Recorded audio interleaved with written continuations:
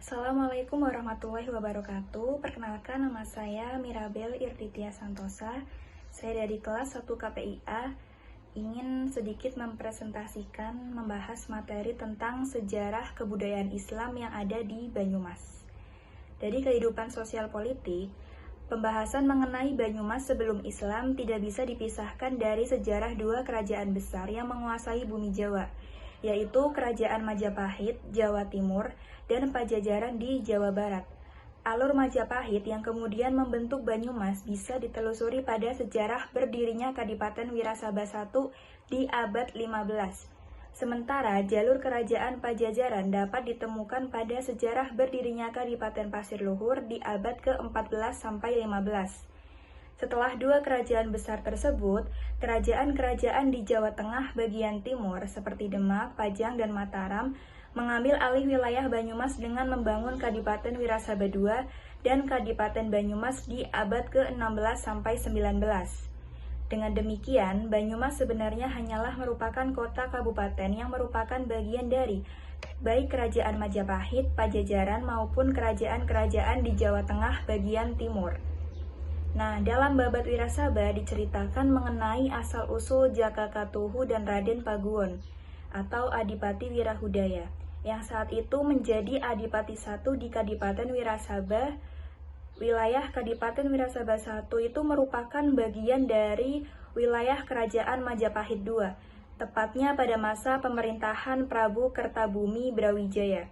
Nah, Kadipaten Wirasaba I di bawah pimpinan Adipati Wirahudaya adalah kadipaten yang tentram dan makmur.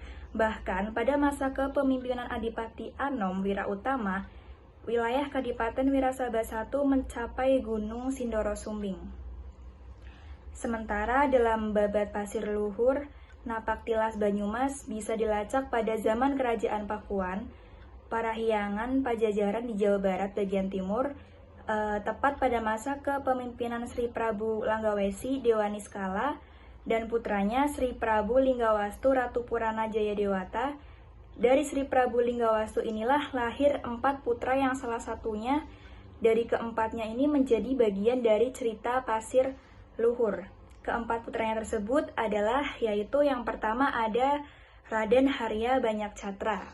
Nah, yang kedua ada Raden Harya Banyak Blabur, yang ketiga Raden Harya Banyak Ampar, yang keempat Dewi Rena Pamengkas. Nah, dari keempat putra Sri Prabu Linggawastu ini, sosok Raden Harya Banyak Catra menjadi identitas penting sebagai alat penghubung silsilah Kadipaten Pasir Luhur atau wilayah Barat Purwokerto dengan Kerajaan Pajajaran.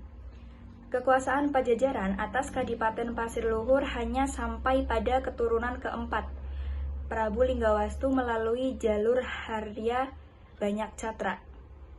Namun, Pajajaran tidak lagi menjadi penguasa atas Pasir Luhur, melainkan Kerajaan Demak Islam.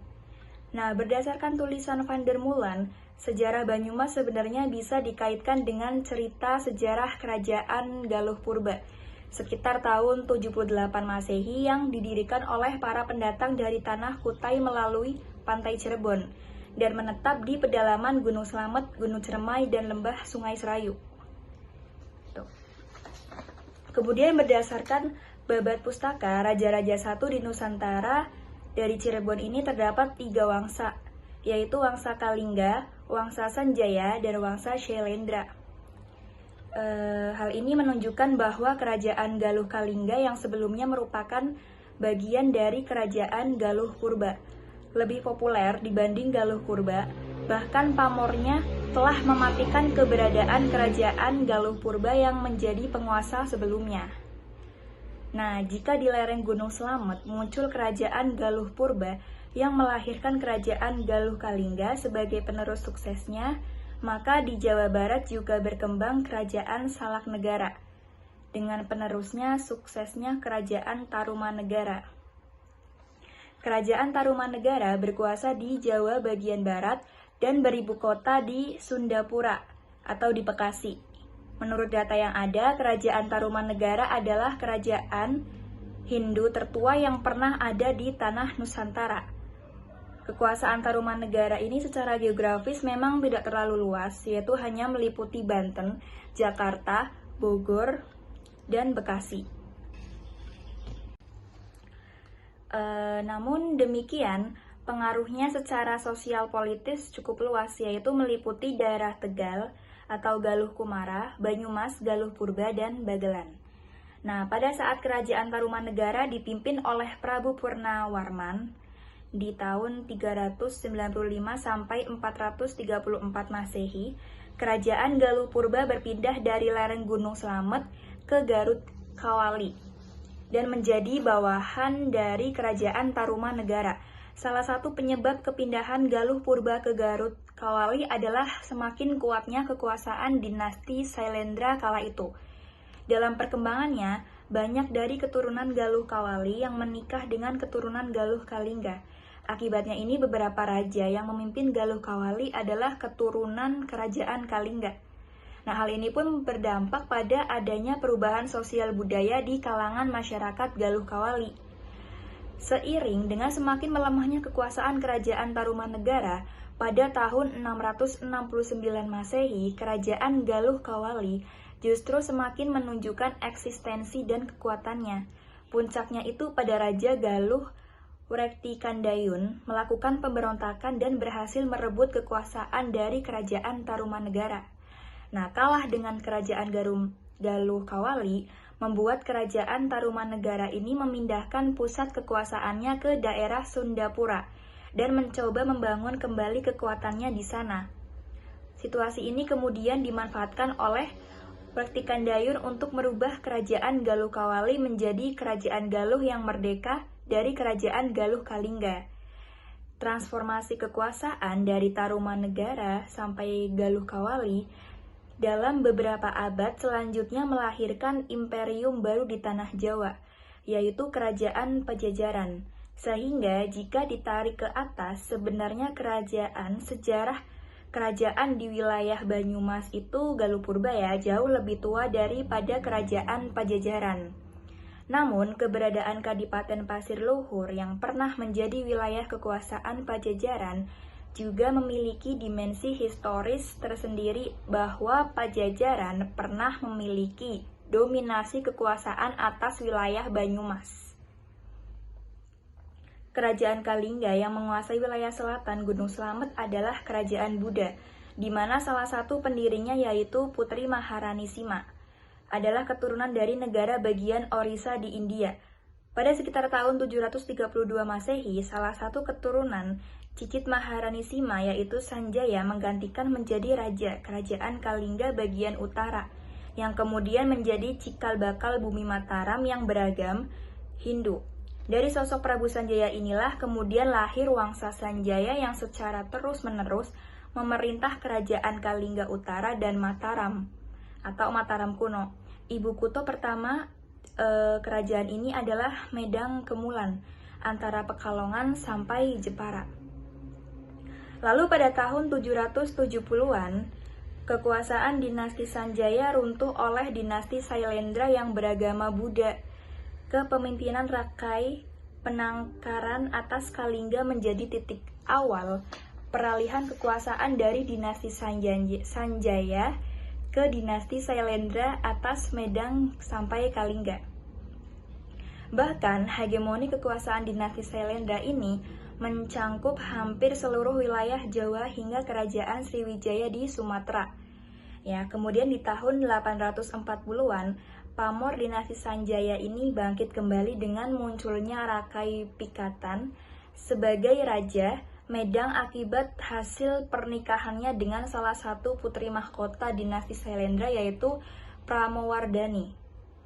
Kemudian di era Rakai Pikatan, pusat pemerintahan dipindahkan dari Medang Kemulan ke Mamrati di daerah Keduh. Akibat dampaknya dari letusan dahsyat Gunung Merapi, pusat kerajaan akhirnya dipindahkan ke wilayah Jawa Timur. Nah, berdasarkan uraian di atas, secara sosial politis, Banyumas sebenarnya menjadi embrio lahirnya beberapa imperium besar yang pernah menjadi penguasa tanah Nusantara, khususnya Jawa. Namun pembuktian atas fakta tersebut selama ini selalu mengalami kendala akibat rentang waktu yang terlalu jauh. Selain itu, Kondisi geografis wilayah Banyumas yang terisolasi oleh pegunungan di sepanjang utara hingga selatan semakin menjadikan Banyumas tidak strategis untuk menjadi pusat kegiatan sosial politik pada waktu itu. Padahal dari segi potensi ekonomi yang bisa dihasilkan, Banyumas adalah daerah yang sangat subur, sehingga mampu menghasilkan banyak produk pertanian dan perkebunan. Tidak dijadikan Banyumas sebagai pusat pemerintah, kerajaan, dan kondisi geografis secara alamnya yang berupa bebatuan, pegunungan, dan sungai-sungai besar yang mengitari. Justru menjadikan Banyumas itu sebagai wilayah yang memiliki struktur sosial, mandiri, dan unik jika dibandingkan umumnya struktur sosial di daerah lain, bahkan di Jawa. Di kalangan masyarakat Banyumas dikenal Adagium Adoh Ratu Cedakwatu. Ini adalah gambaran konkret kondisi Banyumas yang berada pada wilayah periferi dari pusat pemerintahan, tetapi mereka sangat dimanjakan oleh alam yang subur. Intensitas dialog dengan alam inilah yang membentuk watak masyarakat Banyumas lebih jujur apa adanya dan dewasa dalam bersikap. Kemudian ada yang dikenal tokoh Bawor. Nah, tokoh Bawor adalah representasi dari sekaligus filosofi hidup yang menggambarkan bagaimana Adagium Adoh Ratu Cedakwatu ini tersebut mengangkar dalam kehidupan sosial masyarakat Banyumas. Dalam cerita pewayangan, tokoh Bawor ini dikenal sebagai anak sulung dari Semar. Menariknya, tokoh Bawor hanya ada dalam gaya wayang gagrak Banyumasan, dan gagrak pewayangan hanya mengenal tokoh Petruk, Gareng, Bagong, dan Semar. Sementara, sosok Bawor tidak dikenal.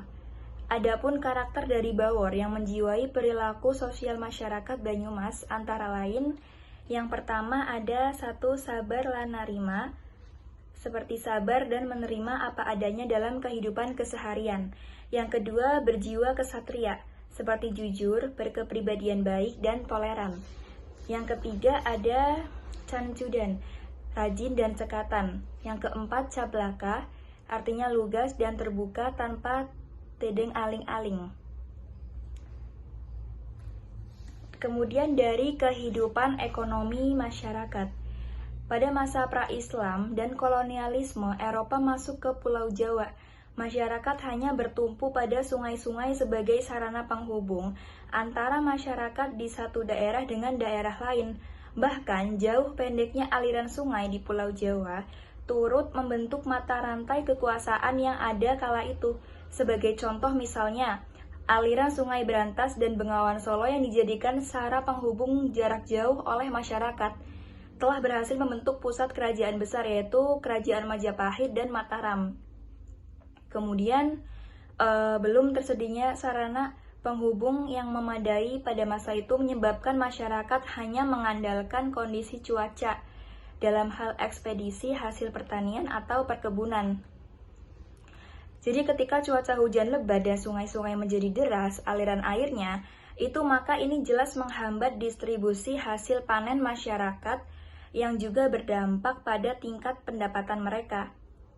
Pola perekonomian masyarakat Jawa, termasuk Banyumas, sedikit mengalami perkembangan itu ketika masuk abad di mana kerajaan-kerajaan besar di Jawa seperti Tarumanegara, Mataram, Majapahit, dan Mataram juga mulai membuka jalur perdagangan dengan negara-negara lain di kawasan Asia seperti India dan Cina. Pada masa ini, masyarakat tidak lagi hanya mengandalkan sungai sebagai jalur distribusi perekonomian, tetapi juga laut dengan berbagai dermaga dan pelabuhannya. Nah, profesi masyarakat juga berkembang tidak lagi hanya menjadi petani, melainkan ada beberapa yang menjadi pedagang, eksportir barang, atau pengusaha kapal angkut barang. Sekiranya hanya itu saja yang bisa saya sampaikan, kurang lebihnya mohon maaf. Wassalamualaikum warahmatullahi wabarakatuh.